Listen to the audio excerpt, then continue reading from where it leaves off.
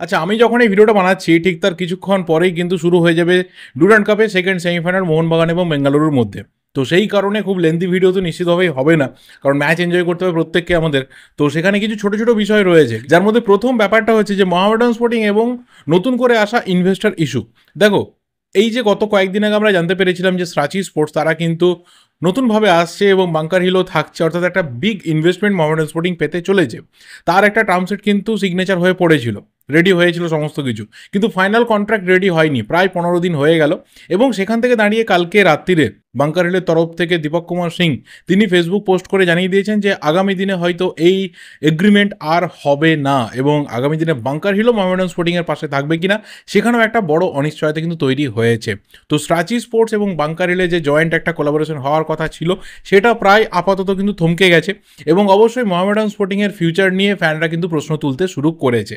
এই সিচুয়েশন কেন এলো সেটা দীপক কুমার সিং কিন্তু তার যে 4 মিনিটের ভিডিও সেখানে খুব পরিষ্কারভাবে বলে দিয়েছেন, আমার আর নতুন করে বলে দিতে লাগবে না। যেটা ন্যাচারালি হয়ে থাকে যে ইনভেস্টরদের সাথে ক্লাব যারা কর্মকর্তা রয়েছেন তাদের বিভিন্ন রকমের টার্মস অ্যান্ড কন্ডিশনস যখন ম্যাচ করে না তখন এই ধরনের সিচুয়েশন কিন্তু হয়। এটা আমরা কলকাতা ময়দানে আগেও দেখেছি। কিন্তু মেন ব্যাপার এটাই যে মোহামেডান স্পোর্টিং ফ্যানরা যারা ন্যাচারালি এই ধরনের বিভিন্ন রকম লিগাল ম্যাটারের মধ্যে থাকে না, যারা পছন্দ করে নিজের ক্লাবের পতাকাটা হাতে নিয়ে মাঠে গিয়ে টিমকে সাপোর্ট করতে, এবং এত বছরের স্ট্রাগলের পর এতদিন ধরে একটা কন্ডিশন বিভিন্নভাবে আপ ডাউন কাটিয়ে আসার পর টিম যখন আই লিগ চ্যাম্পিয়ন হয়েছে, টিম যখন আইএসএলে প্রমোট হয়েছে, এবং যেদিনকে প্রমোশনের পোস্ট এসেছে বিভিন্ন জায়গা থেকে কংগ্রেচুলেশনস এসেছে, ঠিক তার পরের দিনকে যখন এই ধরনের ছবি উঠে আসে সেটা কখনোই কিন্তু একটা শতাব্দী প্রাচীন ক্লাবের জন্য ভালো নিদর্শন হতে পারে না। তো এই জায়গা থেকে ফ্যানেদের একটা মাত্র জানার জিনিস রয়েছে যে মোহামেডান স্পোর্টিং কি আইএসএলে খেলবে, এবং এখানে পরিষ্কারভাবে জানিয়ে দেওয়া দরকার যে মোহামেডান স্পোর্টিংয়ের লাইসেন্সিংয়ের কোনো প্রবলেম নেই, মোহামেডান স্পোর্টিংয়ের পার্টিসিপেশনের কোনো প্রবলেম নেই। তো সেই ক্ষেত্রে মোহামেডান স্পোর্টিং টিমও নামিয়ে দিতে পারবে,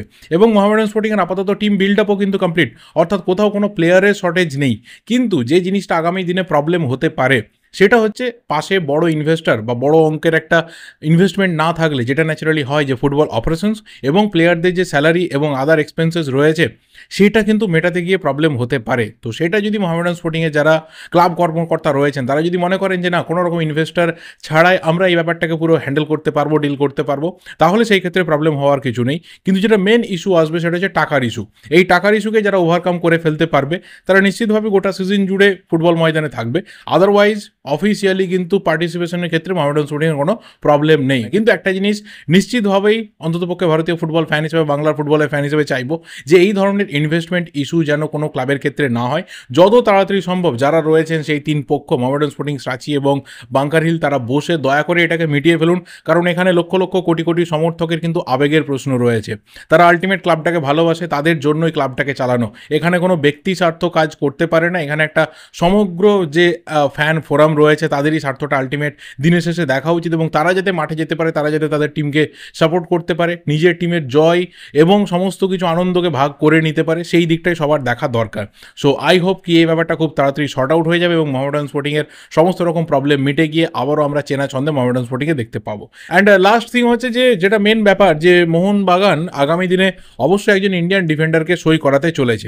হাতে সময়টা ভীষণভাবে কম, 4 দিন মাত্র সময় রয়েছে, আর ডিমান্ড তুঙ্গে রয়েছে। আজকের ম্যাচটা দেখলেও আমরা পরিষ্কারভাবে বুঝতে পারবো যে কত ভালোভাবে একজন ইন্ডিয়ান ডিফেন্ডারের দরকার রয়েছে এই টিমটাতে। এবার একটা সিচুয়েশন এমন তৈরি হয়েছে যে যেখানে অনেক জায়গা থেকে মনে করা হচ্ছে বা অনেক সোর্সও কিন্তু কথা বলছে যে একটা কেন আলটিমেট হয়তো দুটো সিগনেচারও হয়ে যেতে পারে, বাট তার চান্স কিন্তু ভীষণভাবে লোয়ার। একদম সেটা হয়তো ওয়াইল্ড গেস হয়ে যাবে, তবে এমনটাও হতে পারে যে একটা হয়তো লোন ডিল হলো আর একটা পার্মানেন্ট ডিল হলো।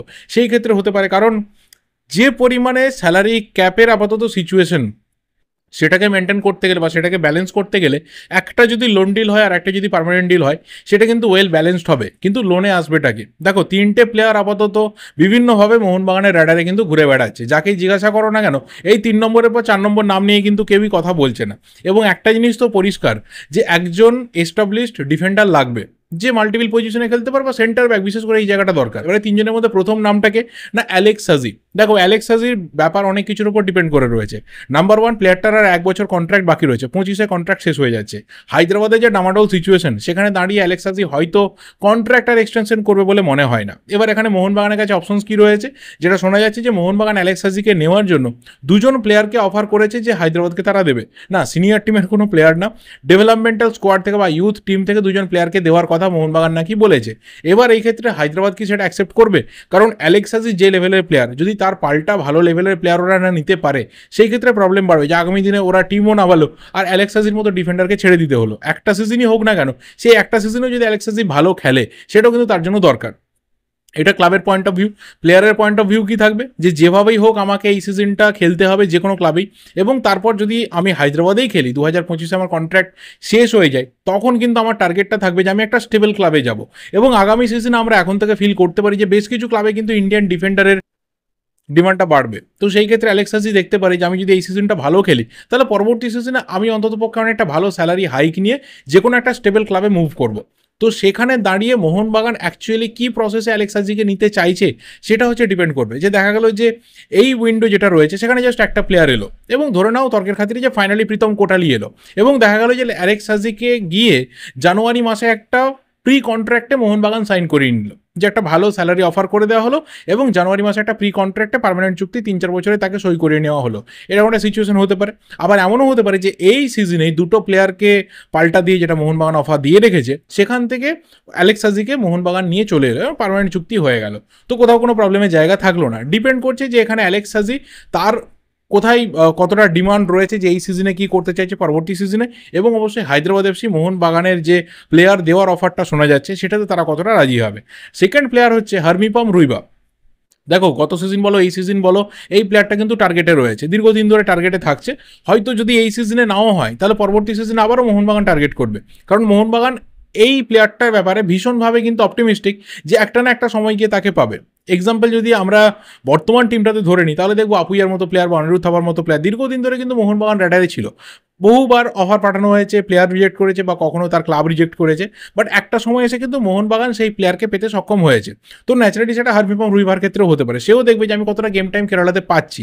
এবার এখানে প্লেয়ার কিন্তু গত সিজনে আসতে চেয়েছিল, যখন প্রীতম আর সাহাল আব্দুল সামাদের সোয়াপ ডিলটা হয়ে গেল তারপরে অনেকে মনে করেছিল যে হার্মিপম রুইবা কিন্তু আসছে, হার্মিপম রুইবাকে একটা আলাদা ডিলে মোহনবাগান নেবে।